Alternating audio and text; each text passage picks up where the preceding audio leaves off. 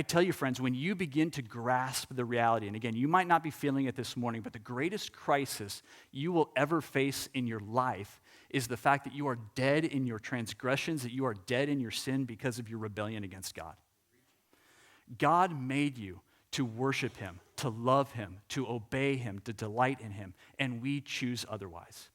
We are selfish, we are self-centered, and we are prideful people. And I say that out of a great love and passion for those of you who may have a hard time hearing that. But when you grasp the fact that God did not flee in the moment of our greatest crisis, but rather sent his only begotten Son into the world and entered right into the heart of the crisis for us, then your eyes begin to open up to the generosity of God. When you begin to see that Jesus himself laid aside his greatness and became a servant. Like he humbled himself to the point of death on a cross. When you see that, you begin to grasp the generosity of God.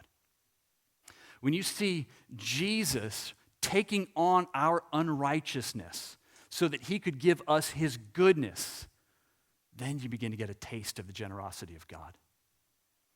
When you see Jesus rising from the dead, conquering sin, Satan, and death, and all the powers that are attributed to them, and gifting that to you, then you begin to see the generosity of God in new ways. Friends, I want you to see this morning that Jesus himself took on the greatest crisis you will ever face, and there is no greater picture of his generosity than that. So when we look at King David and we see the generosity that he's holding on to, our hearts are now open to an even greater experience of the generosity and the goodness of God. It's in the gospel of Jesus Christ that we get a clear picture of God's greatness, of God's goodness, and of God's generosity.